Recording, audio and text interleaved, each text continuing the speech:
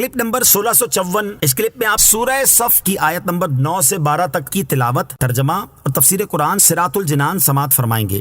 بسم اللہ الرحمن الرحیم۔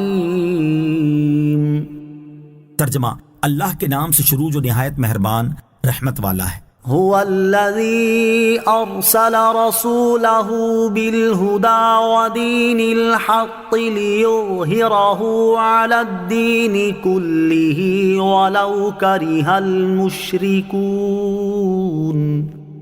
ترجمہ، وہی ہے جس نے اپنے رسول کو ہدایت اور سچے دین کے ساتھ بھیجا تاکہ اسے سب دینوں پر غالب کر دے اگرچہ مشرکوں کو ناپسند ہو۔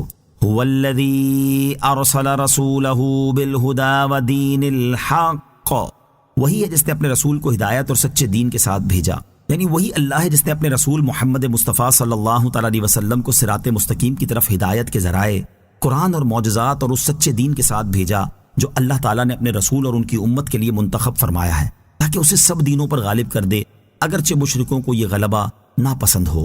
چنانچہ اللہ تعالیٰ کی عنایت سے دین اسلام غالب ہوا اور اس کے علاوہ تمام ادیان اسلام سے مغلوب ہو گئے۔ امام مجاہد رحمۃ اللہ تعالی علیہ سے منقول ہے کہ جب حضرت عیسیٰ علیہ السلام نزول فرمائیں گے تو روئے زمین پر اسلام کے سوا اور کوئی دین نہ ہوگا۔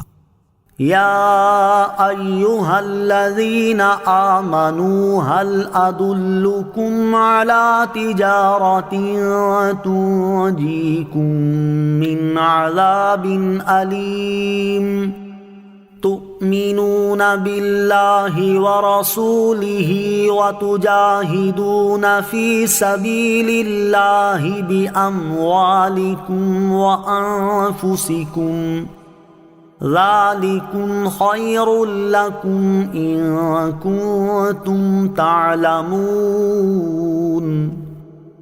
یغفر لکم ذنوبکم ویدخلکم جنات تجری من تحتها الانہار ومساکن طیبة فی جنات عدن ذالک الفوز العظیم۔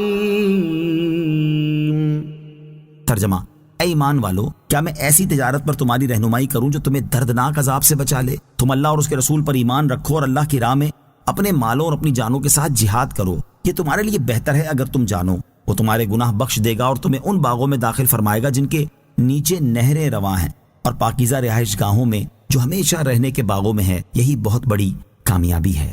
یا ایھا الذین آمنوا، اے ایمان والو۔ اس آیت اور اس کے بعد والی 2 آیات کا خلاصہ یہ ہے کہ اے ایمان والو، کیا میں تمہیں وہ تجارت بتا دوں جو تمہیں دردناک عذاب سے بچا لے؟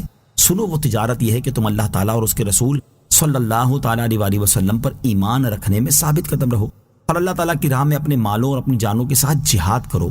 اگر تم اپنا حقیقی نفع جانتے ہو تو ایمان پر ثابت قدم رہنا اور جہاد کرنا تمہارے لیے جان، مال اور ہر ایک چیز سے بہتر ہے، اور اگر ایسا کرو گے تو اللہ تعالیٰ تمہارے دنیا میں کیے ہوئے گناہ بخش دے گا اور قیامت کے دن تمہیں ان باغوں میں داخل فرمائے گا جن کے نیچے نہریں رواں ہیں، اور پاکیزہ رہائش گاہوں میں داخل فرمائے گا جو ہمیشہ رہنے کے باغوں میں ہیں، اور یہ جزا ملنا ہی بڑی کامیابی ہے۔ نوٹ، یاد رہے کہ ایمان کے بعد نماز کا درجہ ہے، لیکن چونکہ اس وقت جہاد کی سخت ضرورت تھی اس کے لیے یہاں ایمان کے بعد جہاد کا ذکر فرمایا گیا ہے۔ یہاں اللہ تعالیٰ پر ایمان لانے اور اس کی راہ میں جان و مال سے جہاد کرنے کو تجارت سے تعبیر فرمایا گیا، کیونکہ جس طرح تجارت سے نفع کی امید ہوتی ہے اسی طرح ان اعمال سے بہترین نفع یعنی اللہ تعالیٰ کی رضا، جنت اور نجات حاصل ہوتی ہے۔ سورہ صف کی آیت نمبر 12 سے حاصل ہونے والی معلومات۔ اس آیت سے 2 باتیں معلوم ہوئیں۔ نمبر 1، مجاہد کے سارے گناہ بخش دیے جاتے ہیں حتیٰ کہ حقوق العباد بھی، کہ رب تعالیٰ اس کے حق والے کو جنت دے کر راضی کر دے گا اور حق معاف کرا دے گا۔ نمبر 2، دنیا میں امیر یا وزیر بن جانا بڑی کامیابی نہیں، بلکہ بڑی کامیابی یہ ہے کہ بندہ دنیا میں نیکیاں کر کے جنت اور وہاں کی نعمتوں کا مستحق ہو جائے۔